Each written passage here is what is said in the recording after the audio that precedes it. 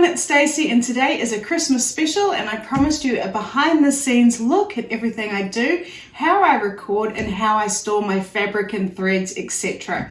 So in case you're wondering exactly what I'm looking at when I'm talking to you, I've got my phone here and I'm going to show you what I'm looking at, and it's my husband. Hey everyone! So we've got a light there, the bed, another light, and then we have the TV on so we can check that everything's looking good and recording well. Okay, so let's have a look at my setup. So I've got really squeaky floorboards, and that's my desk and my shelves.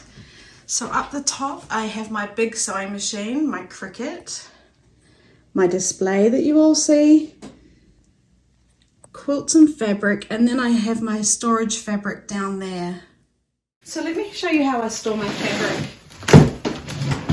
I like to put it in this sort of the collection that I bought it in. So this is my fabric that I bought for my American flags quilts, and I've got my fabric in here. I've got all my little scraps, and I've got a few pieces that I decided not to use or was making a cushion for or what have you, but I just like to keep it all together.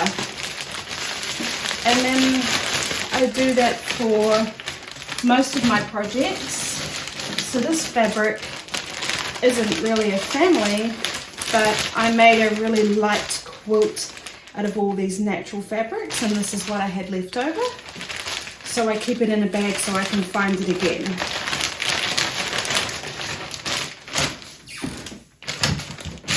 And I have a few other tubs that I keep in the basement of other fabrics.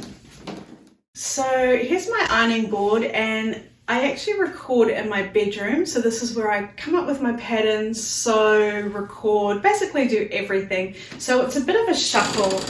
Oh, and there goes my squeaky floorboards. So it's a real shuffle, so I have to pull things out, put them away. Like I have a sewing machine down on the floor when I'm working on my desk. If I need to cut fabric, I have to take my sewing machine off and put it on the floor and then cut, and then I usually put my cutting mat on my bed, and it's just a real shuffle. So here I have my ironing board, and then funnily enough it's got a little storage rack underneath, and that's where I keep all my sort of main scrap fabric I'm working with at the time. Probably my favorite lot of scrap fabric. I do tend to use a lot of scrap fabric. And then I've just got this little container here, which is actually what I work from.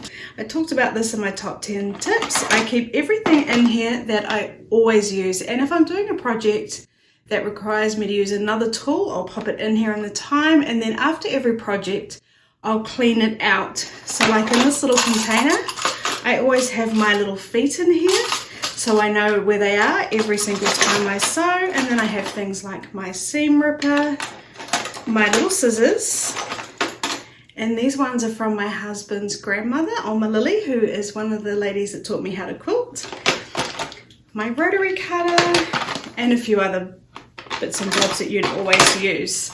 So that's always at hand, and that kind of just gets shuffled around depending on what I'm doing. It might be on my desk, on my ironing board, on my drawers, or just wherever. So over in this corner I've got my printer, and these drawers have all my Cricut things. So I've got tools in here, paper, my Cricut mats, my cutter, and then all my rolls of vinyl and what have you, and then a few more down the bottom. Then I have a really sophisticated way of storing my ironing mat and all my rulers. Do you see how I've done that? It's so super clever. I just have them all stacked there, upright. And that keeps them tidy and organized. And then I keep my mats actually here up against my wall. And I've got this one here that I picked up for $10, and it's actually 4 mats that all join together, but I've never used it and it's really solid, so I keep that in the front. And then I have my mats at the back, as well as my big cutting mats for my Cricut. And then I have this little cart here, and I keep things like glue, my isopropyl alcohol. I bought some adhesive fabric spray to try basting my quilts with, but to be honest I haven't used that yet. spray glue. I've got this little basket here with some of the smaller projects we've done. My little ironing water cup. I keep it here so I never lose it. Somehow that seems to go missing a lot. So that's its home. And then in here, what I do is I have these little baskets that I got from Dollar Tree. And what I do is I have a project that I'm working on at the time in these baskets. So I'm working on making these little prayer quilts. You can see one there. So I've got all the fabric that I'm using. I've got my little crosses. I've got the envelopes I plan to post them in, and just the scrap fabric for the project. Basically anything for that project is in this basket. So I'll keep that there. Then in this one, I've got all the Christmas fabric that I used. And I used some of these for my quilts, and that was for my pot holder and what have you. And what I'll do is I'll pack these up, put them in a bag, and I'll put them away for next Christmas. And then I'll use this container for a project that I'm going to be doing in the future. And I always like to have them at hand, so they go here. And then down the bottom, I just have sort of paperwork, and I keep my patterns in here. Patterns that I've picked up in Hobby Lobby. Printed out patterns that I did. And that's how I store all my patterns. That was the applique we did. So I just keep them like that. I don't have a lot of patterns, to be honest. Most of these are actually mine, like my American flags quilt design. I'm usually a freestyle sewer. So that's that corner. Why don't we have a look at my drawers on my desk? So you can see I've got my sewing machine down on the floor. It's actually Isabella's sewing machine. I really love using it. And it's just on the floor because I needed to have my desk clear to do the intro. So let's have a look at my drawers. In the top drawer, I have just stationery. I've got these little containers again. I absolutely love them. These ones are from Target. So these ones just have pens in them. And anyone who knows me well knows I'm actually addicted to lip gloss. So this is my bedroom stash. So now you know I don't go anywhere without lip gloss. Preferably 2 or 3 is even better than 1. Okay, my second drawer is more of a junk drawer really. I've got my bags in here, all sorts of bags that I like to use to package things up when I'm sending them out. My lint roller, a phone holder for when we're recording, a Christmas stocking there that I need to finish. We've all got those unfinished projects. Then in this drawer, this is really where everything is that I use a lot. So I've got pretty much everything in here. I have another sort of really important little box here, and this has sort of stuff that I use a lot but not every single time. It has another little ruler, a spare pair of scissors, all my other fabric markers, a measuring tape, and what have you. Then I have another little one with my little clips and my numbers, because I'm serious, I do need to use them. I get into a real pickle if I don't use my numbers, so I know how to sew my columns together when I'm making a quilt. My painter's tape or masking tape, gloves for quilting, which I never used before until I started teaching online, but I really do love them. Then these are my main threads. So I don't know if you've noticed, but I usually use white thread and sometimes black. So these really are my main threads here. So what I like to do is I like to buy them in bulk at Joann's when they go half price. I like to use Gutermann for regular sewing. So I always have a couple of big rolls of white and black in the Gutermann thread. And then I like the Oracle. I've got a couple of new ones here for quilting. And then what I do is, so this is my Oracle here, is I always wind extra bobbins. So I know that this is my Oracle thread, and there is a white in there. I've actually run out of white at the moment, but I will mix them all in together because I know it is just Oracle, and I know I've only got the beige, the white, and the black and the grey. So I'll keep them all in there wound, and I know that if I grab one out, it matches the colour that I'm using. And then I do the same for my Gutermann. So that's white there, and then you can see, and then you can see I've got 2 bobbins wound with the Gutermann thread in there, and then again with the black. And that's how I like to do it. It keeps me really organized. But if I am sewing something, generally a sewing item rather than a quilting item, it is nice to use the thread that matches what you're sewing. So what I do is I have these 2 boxes and they're all different colors of thread. I've got all sorts of different shades of pinks and reds and purples in there. Some yellows. I inherited a lot of these from Oma Lily. And then I have a second one. And this one is sort of more greens and turquoises and blues and greys. You can see on the sides there.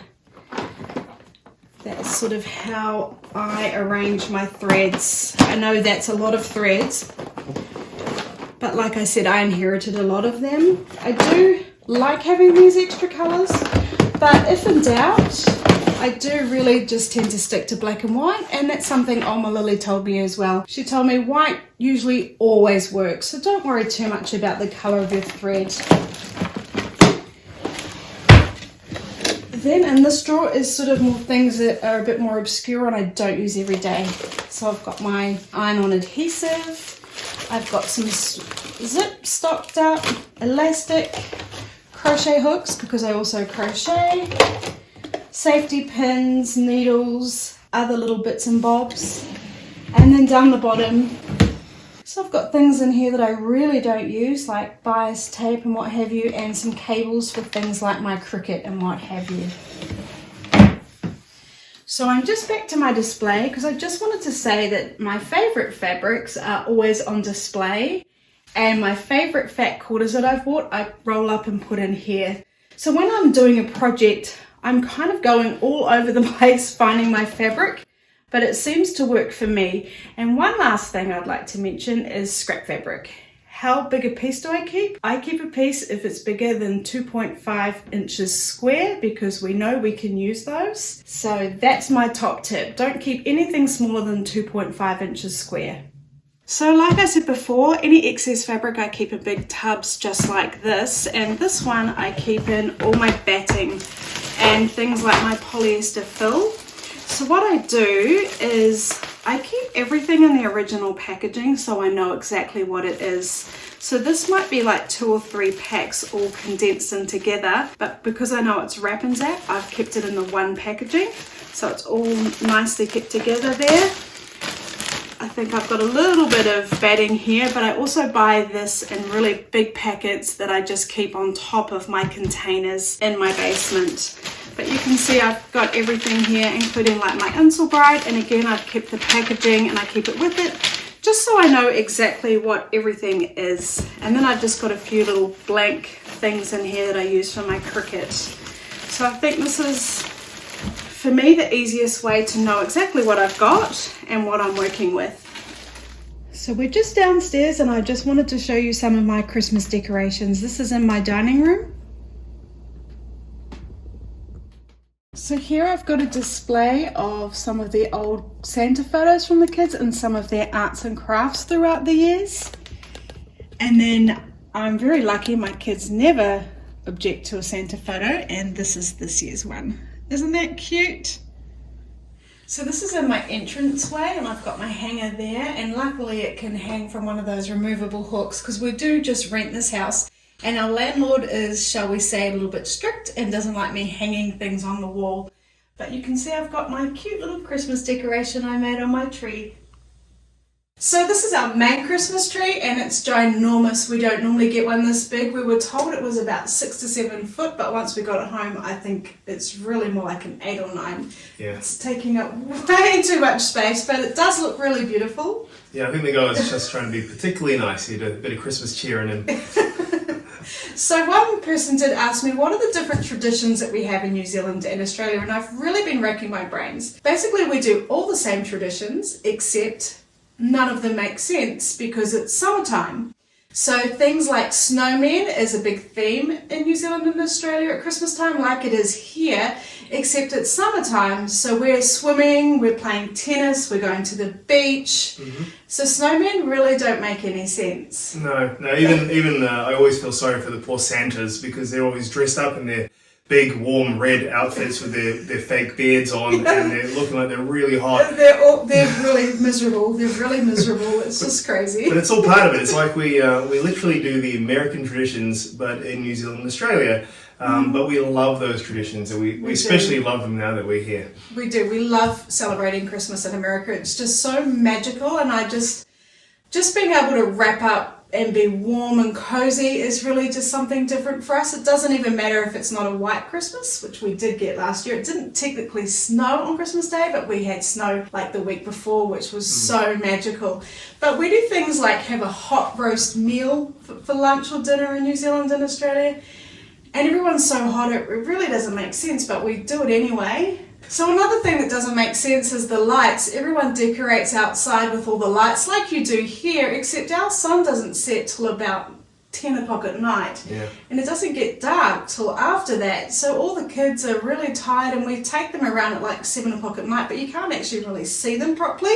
So that's one thing that's like so magical here is all the Christmas lights. Again, it just makes more sense here. Yeah, also I think because they pop out more because we've passed fall and the leaves have gone on the trees, and it's not all bright and summerish like it is in New Zealand and Australia. So it does look a lot better here. I can say that for sure. Can you think of anything else? I mean, we still play all the same Christmas songs. Most of them are American, actually. We sing about snow and winter wonderlands, but obviously it's still summer. We try and accommodate as much as possible, and Santa may come on something else that may be quite summery. Like a jet ski? Yeah, like a jet ski or a motorbike. Oh, yes. So we made a really cute Christmas video about 10 years ago with both of us and our kids in it, and you'll get to see Neil's riding a motorbike dressed as Santa. So I'm going to share that video in another link, so make sure you check out my videos if you'd like to watch it. It's really cute. Yeah, it was good fun. Yeah. So something I haven't mentioned is my haircut. So what I like to do is grow my hair, sort of takes me about 3 to 4 years, and then I cut it off for wigs for kids. So I'm so happy that my hair's short again. I really love it short. I don't mind it once it sort of gets down to my shoulders, but once it starts getting really long, I just can't wait to cut it off. Yeah. So it takes a few years, right? I usually grow it for about 3 or 4 years. I think I've done it about a few times. 3 or 4 times now. It's a great cause, and it's always like a surprise for the kids because obviously they're still young, so they're growing up, and it's always a big surprise. Oh, Mum's cut all their hair off. Yeah. But I think it looks great. Yeah, funnily enough, I love my hair short, so it's just something I like to do. Well, thank you so much for joining us for my Christmas special. Next week we're going to do a recap of all the projects we've done, and I'm going to share some of the special projects I've made over the years, including my very first quilt that I made. So we want to wish you a very Merry Christmas. And we'll see you next week. Bye. Bye. Thank you for watching my videos. If you're enjoying them, please like, subscribe and leave a comment.